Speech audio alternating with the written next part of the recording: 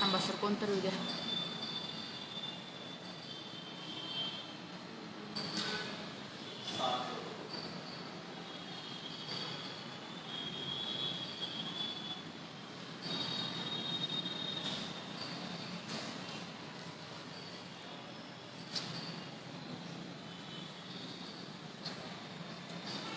कोणच येईना अजून.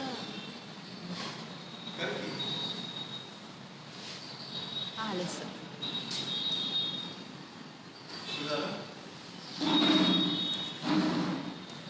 संगमेश्वर महाविद्यालय हिंदी विभाग द्वारा आयोजित हिंदी दिवस के उपलक्ष्य में शेरू शायरी प्रतियोगिता का आयोजन आज किया गया है।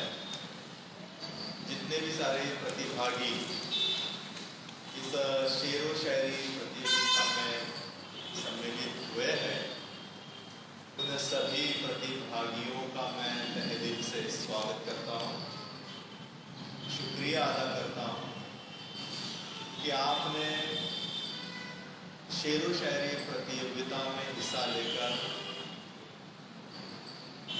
आपकी मन की मनोभावना प्रकट करने के लिए आप सभी प्रतिभागियों को मैं सबसे पहले शुभकामनाएं देना चाहता हूँ। इस प्रतियोगिता का उद्देश्य यह है कि छात्रों के मन में जो शायरी का भाव होता है, कविता का भाव होता है, काव्य का भाव होता है, जो मन की अप्रकट भावना होती है, उस भावना को छात्रों के सामने प्रस्तुत करना और अपने विचारों को अभिव्यक्त करना, ये हमारा उद्देश्य है। छात्रों को भी सामने लाना, छात्रों की अभिवृद्धि विकसित करना, छात्रों के मन में चेतना जागृत करना, यही हमारा उद्देश्य है। बहुत सारे ऐसे छात्र होते हैं कि उन्हें लगता है कि मैं शायरी कर सकता हूँ, कविता लिख सकता हूँ, लेकिन प्रस्तुत नहीं कर सकता। डर जाते हैं छात्र शायरी प्रस्तुत करने के लिए, दोस्तों के सामने आने के लिए, और इसलिए हमारा ये प्रयास रहा है कि इस हिंदी दिवस के उपलक्ष्य में इस प्रकार के समारोह का आयोजन करके छात्रों को अभिव्यक्ति प्रदान करने का, प्रस्तुति प्रदान करने का ये छोटा सा अवसर है। लेकिन मान लीजिए कि आप यहाँ आकर अपनी शायरी प्रस्तुत कर रहे हैं, आगे जाके एक बड़े शायर बन जाएंगे, एक बड़े लेखक बन जाएंगे, एक बड़े कहानीकार बन जाएंगे। यही तो हमारा उद्देश्य है। छात्र जीवन में जो भी कुछ हम काम करते हैं, चाहे कोई वाक चातुर्य हो या आगे कोई भाषण कर रहा है, कोई अपनी कहानी बता रहा है, कोई अपना लेख प्रस्तुत कर रहा है, प्रस्तुतिकरण कर रहा है, कोई गाना गा रहा है, कोई नाटिका प्रस्तुत कर रहा है, इस प्रकार की कलाओं का विकास करना, अभिवृद्धि करना और छात्रों को बल देना, छात्रों के मन में जो भाव विकसित होना चाहिए छात्र जीवन में, उसी को आगे बढ़ाने का ये छोटा सा प्रयास है। आज की प्रतियोगिता में जितने भी सारे प्रतिभागी हैं, प्रतिभागियों से मैं कहना चाहता हूँ कि सबसे पहले आपको अपना नाम बताना है, बाद में आप कौन से क्लास में पढ़ रहे हैं उस क्लास का नाम भी बताना है, और बाद में आपको यहाँ पे 3 या 4 शायरी, कम से कम 3 या 4 या 2, मिनिमम 2 या 3 या 4 या 5 शायरी आप यहाँ पे प्रस्तुत करेंगे। आप सभी को मैं शुभकामनाएं देता हूँ और सबसे पहले मैं बुलाना चाहता हूँ तनुजा भंडारी। तनुजा बेल भंडारी, हाँ बेल भंडारी। मेरा नाम तनुजा भंडारा है और मैं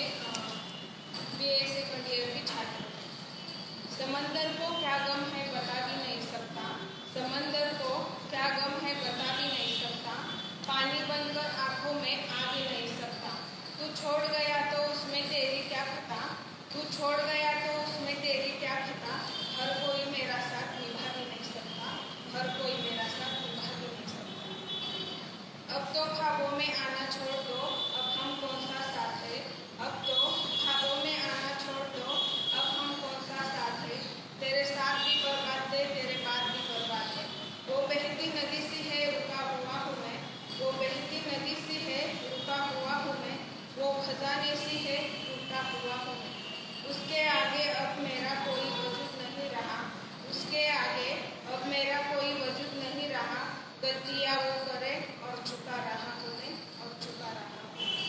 मेरी सीरत साफ किसी शीशे की तरह, तेरे दामन में दाग हजारों में। तू नायाब किसी पत्थर की तरह, मेरा उठना बैठना बाजार में। मैंने खोया है अपनी हर प्यारी चीज़ को, मैंने खोया है अपनी हर प्यारी चीज़ को, मेरी किस्मत में फिर भी आजमाऊंगा।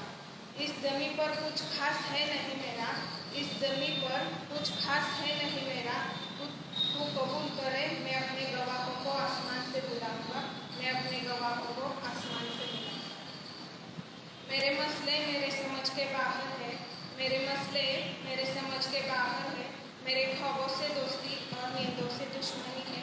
कोई ले आओ उस परिंदे को, कोई ले आओ उस परिंदे को, जो उसके शहर जाता हो। यूं ही पड़ा है घर, जो लिखा कई दिनों से है, जो लिखा कई दिनों से। ये चाय लवर के लिए शायरी मैंने लिखी थी।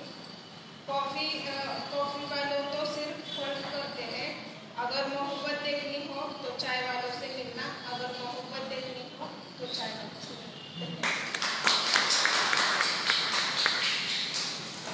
उसके बाद दीपा दारपड़े। मेरा नाम दीपा दारपड़े है, मैं सेकेंड ईयर की छात्र हूँ।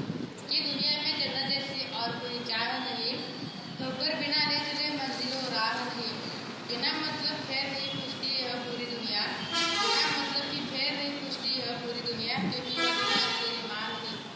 बेटी और बाप का रिश्ता है अनमोल, बेटी और बाप का रिश्ता है अनमोल, इसे दुनिया में कोई तोल नहीं सकता। बेटी की मुस्कान में बाप की जान है, बेटी की मुस्कान में बाप की जान है, बेटी के आंसू में बाप का दर्द है। आलिया पाटिल।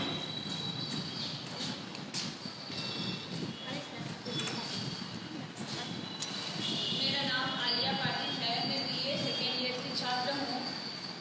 कितना कुछ मिला है, कितना कुछ मिला है, खुदा लाख शुक्र करे। अमल कुछ खास नहीं मेरे, मैं आखिरत की फिक्र में। मुझे लगता है उसे पसंद है मेरा टूटना, मुसीबतें भेजता है। मुझे लगता है उसे पसंद है मेरा टूटना, मुसीबतें भेजता है, ताकि मैं उसका जिक्र करूं। गलतियों से जुदा तू भी नहीं, मैं भी नहीं, हम दोनों इंसान ही हैं। खुदा तू भी नहीं, मैं भी नहीं, तू मुझे मैं तुझे। इल्ज़ाम तो देते हैं मगर अपने गिरबा में झपका तू भी नहीं, मैं भी नहीं। गलतफहमियों ने दूरी तो पैदा कर दी है, वरना तो तू भी नहीं, मैं भी नहीं। अब आ रहा है निरंजन डोबळे।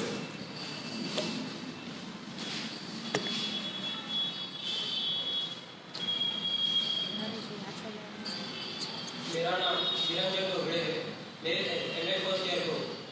सबसे पहली बात तो मैं ये कहना चाहूँगा कि मेरे हिसाब से शायरी तो सिर्फ उनको समझ आएगी, शायरी तो सिर्फ उनको समझ आएगी जिनमें समझने की समझ होगी, और जिनको नहीं समझ आया वो बस इतना समझ लेगा कि इसमें कुछ तो गहरी बात होगी।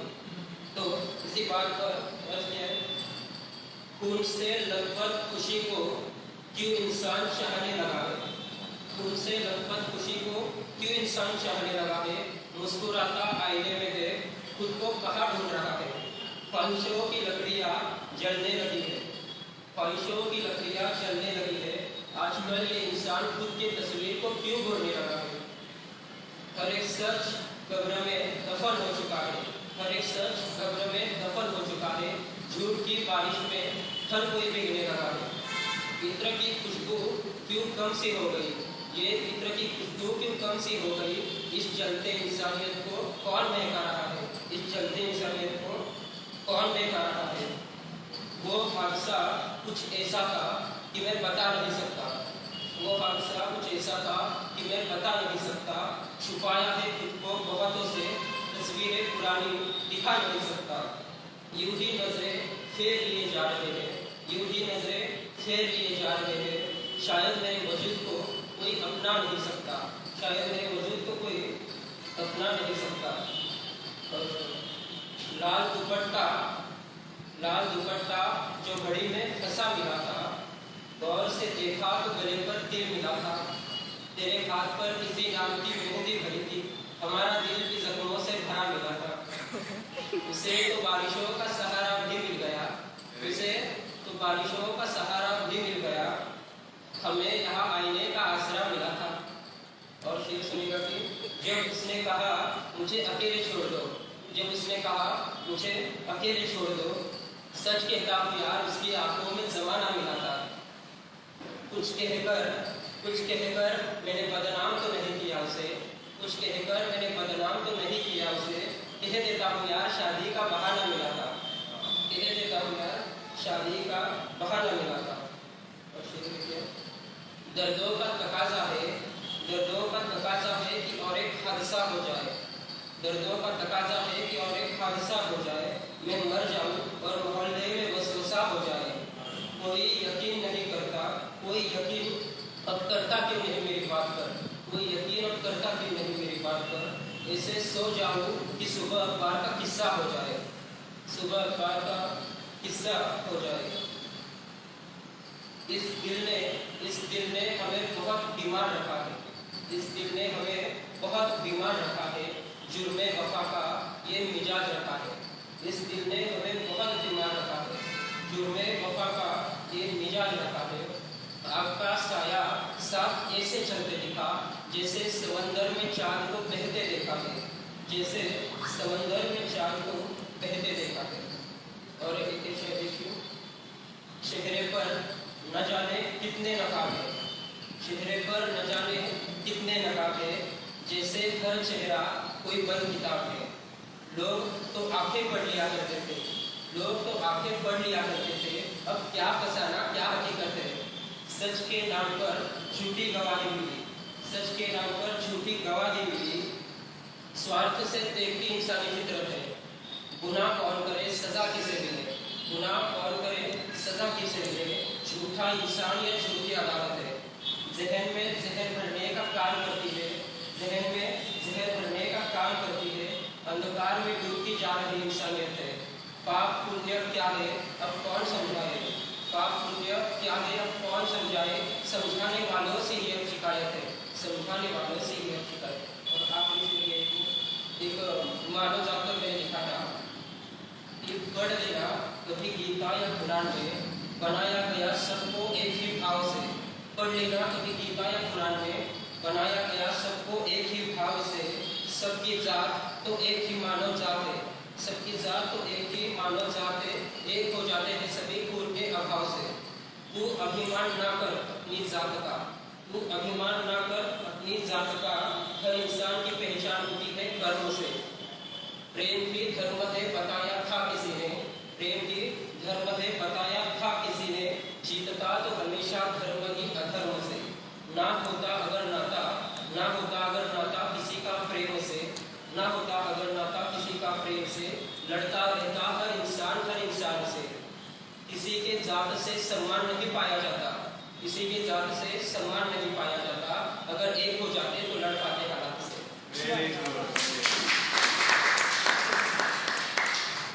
आदर्श पल्लव।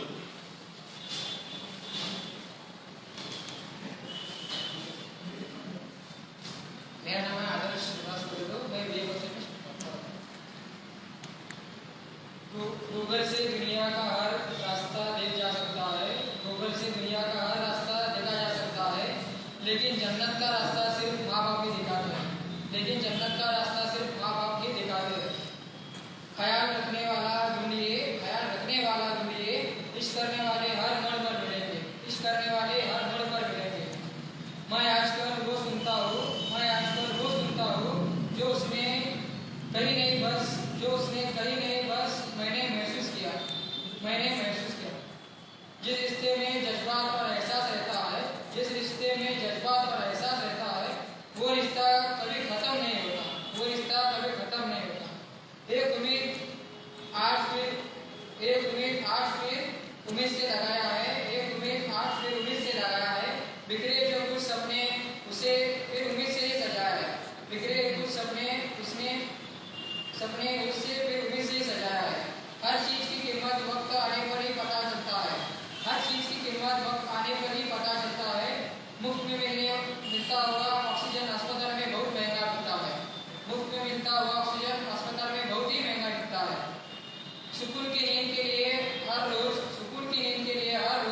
ईमानदारी से जीना पड़ता है साहब, ईमानदारी से जीना पड़ता है साहब। काश एक दिन ऐसा भी आए, काश एक दिन ऐसा भी आए, हमें तेरी बाहों में समा जाए, हमें तेरी बाहों में समा जाए। सिर्फ हम और तुम हो, सिर्फ हम और तुम हो, और वक्त ही ठहर जाए, और वक्त ही ठहर जाए। मैं खुद हैरान हूँ, मैं खुद हैरान हूँ कि तुझसे इतनी मोहब्बत क्यों है, कि तुझसे इतनी मोहब्बत क्यों है। मुझे जब भी प्यार शब्द आता है, मुझे जब भी प्यार शब्द आता है, चेहरा तेरे याद आता है, चेहरा तेरे याद आता है। दिल तोड़कर वो मुझे, दिल तोड़कर वो मेरा खुश है, दिल तोड़कर वो मेरा खुश है, तो शिकायत कैसी। अब मैंने उन्हें खुश भी ना देखूं तो फिर ये मोहब्बत कैसी, अब मैंने उन्हें खुश भी ना देखूं तो फिर ये मोहब्बत कैसी। धन्यवाद। बहुत ही बेहतरीन प्रस्तुतिकरण यहाँ पे हो चुका है। बहुत बड़ी लंबी लिस्ट है, लेकिन बहुत सारे छात्र आज नहीं आ पाए। जितने भी छात्र यहाँ आकर अपनी शायरी प्रस्तुत की है, तो मुझे ऐसा लगता है कि छात्र के मन में भी बहुत कुछ छल बिचल या उतल पुतल जिसे हम कह सकते हैं, विचारों का मंथन जो है होता रहता है। और जब ये विचारों का मंथन, जब किसी व्यक्ति को चोट लगती है, गहरी चोट लगती है, उसे हम दिल का दर्द अगर हम कहें, तो शायरी और एक गहरी शायरी के रूप में वो बदल जाती है। मैं हमेशा छात्रों से कहता रहता हूँ कि इश्क ने किसी को क्या से क्या बना दिया, इश्क ने किसी को क्या से क्या बना दिया, किसी को आहट किसी को दीवाना बना दिया, किसी को आहट किसी को दीवाना बना दिया। दो फूल का बोझ उठाना सखी थी मुमताज, दो फूल का बोझ उठाना सखी थी मुमताज। शाहजहां ने उस पे ताजमहल बना दिया, शाहजहां ने उस पे ताजमहल बना दिया। ये प्रेम का प्रतीक है। जब भी आप कभी ताजमहल देखने के लिए आप जाओगे, तो मुमताज की कब्र इतनी है, बस मैंने 2 या 3 बार मैंने ताजमहल को देखा, और इतनी कब्र के लिए इतना बड़ा ताजमहल, इसे कहते हैं प्यार, मोहब्बत। इतनी मोहब्बत अगर किसी के मन में, अपने प्यारे व्यक्ति के मन में, प्रिय व्यक्ति के बारे में हमारे मन में ये भाव होता है, तो व्यक्ति उसे अभिव्यक्त करने के लिए पैसा, धन, दौलत ये कुछ नहीं देखता। अरे बस पैसा कितना भी लगने दो, मैं ये काम करूंगा। शायरी ये सिखाती है आपके मन में किसी और के प्रति गहरा भाव किस प्रकार का है, उसे प्रकट करने का एक माध्यम शायरी है। और इस शायरी के माध्यम से आप दुनिया के तमाम दुख, दर्द, बेचैनी, पीड़ा को भूलकर केवल और केवल आत्मिक शांति, स्वांत सुखा जिसे हम कहते हैं। अरे मुझे कोई पैसा दे या न दे, चाहे इस प्रतियोगिता में मुझे नंबर मिले या न मिले, मैं यहाँ आके अपनी शायरी प्रस्तुत करूंगी। इस भाव से जो भी छात्र यहाँ आए, उन सभी छात्रों का मैं तहे दिल से अभिनंदन करता हूँ। और आपसे मैं निवेदन करना चाहूँगा कि इस प्रतियोगिता का पुरस्कार वितरण जो है 14 सितंबर को इसका पुरस्कार वितरण होगा। प्रमुख अतिथि के कर्तव्यों द्वारा ये समारोह बहुत ही बड़े पैमाने पे ये समारोह होने वाला है। हम छात्रों से यही कहना चाहते हैं कि आप डरते हो, डरना नहीं है। मन का भाव, मन के विचार प्रकट करने के लिए डर किस बात की। निरंजन यहाँ आगे जो शायरी उन्होंने प्रस्तुत की है, ये शायरी उसकी खुद की शायरी है, खुद के मन में आए हुए भाव और दिल को लगी जो चोट है, बस शब्दों में उतरना। और जब आपके सामने जब हम उसे प्रस्तुत करते हैं तो हम कहते हैं वाह वाह, वंस मोर, क्या कितनी बड़ी शायरी है। तो आने वाले दिनों में न जाने आगे आने वाले दिनों में, आने वाले वर्षों में, जैसे कि बड़े बड़े शायर होके गए, उन शायरों में निरंजन का नाम क्यों ना आ जाए? यही तो होता है। मिर्जा गालिब का ही नाम लोग क्यों लेते? मिर्जा गालिब ने इतनी सारी चोट खाई है, इसलिए तो वो लिखता है। प्रेमचंद तो बार बार लोगों से कहते हैं कि जिनके मन में दर्द है, अनुराग है, बेचैनी है, पीड़ा है, वो व्यक्ति चुप नहीं बैठ सकता। वो कहानी लिखेगा, कविता लिखेगा, शायरी लिखेगा। जो केवल ऐशो आराम भोग विलास को ही सब कुछ मान लेता है, वह व्यक्ति कुछ भी नहीं कर सकता। उसके लिए अभिव्यक्ति का एक माध्यम हमारे पास है और उसे हमें अभिव्यक्त करना चाहिए, लिखना चाहिए, प्रकट करना चाहिए। और ये प्रकट करने का मौका आपको हम दे रहे हैं, फिर भी आप शर्मा रहे हो। नहीं सर, मुझे बहुत डर लगता है, यहाँ आने के बाद मुझे कुछ बोलने के लिए नहीं होता। अरे भाई, आ जाओ सामने, बोलो। और यहाँ आकर देखो किस प्रकार की भावना आपके मन में आती है, किस प्रकार से आप प्रस्तुतिकरण करते हो। बहुत ही अच्छा। कुछ लोग पहली बार आए और पहली बार आकर भी बहुत ही अच्छी शायरी यहाँ पे प्रस्तुत की है। आप सभी छात्रों को मैं तहे दिल से मैं धन्यवाद ज्ञापित करता हूँ। और आने वाले दिनों में लगातार 5 दिन ये प्रतियोगिता हमारी आरंभ हो रही है, आज शुरू हो गई है। कल कहानी लेखन की प्रतियोगिता इसी हॉल में होगी। कहानी लेखन और सुलेखन। कहानी लेखन तो आपको विषय दिया जाएगा और इसी हॉल में बैठकर आपको कहानी लिखनी है।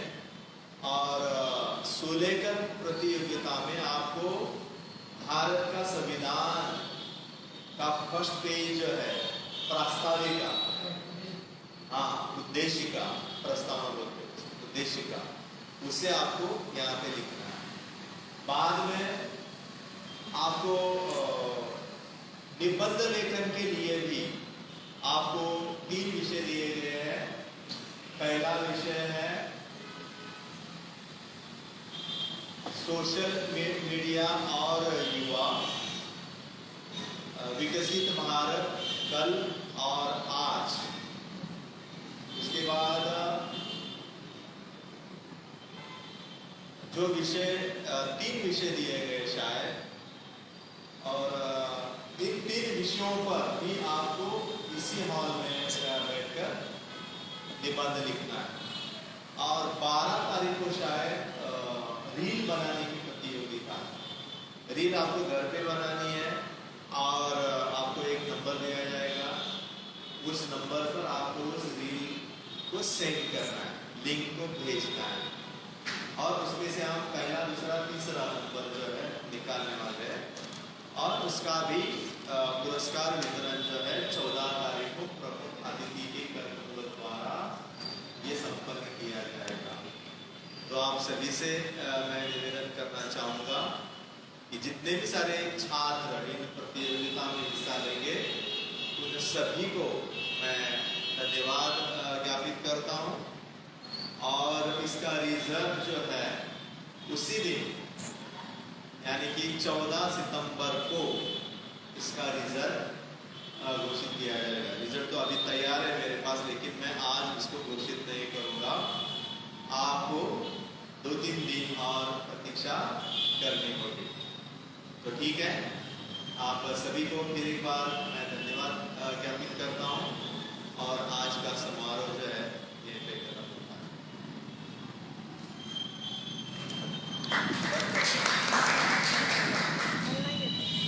बंद कर ना. पण बॅग जातं की सगळं एंड मी बंद केलं, बंद केले ना.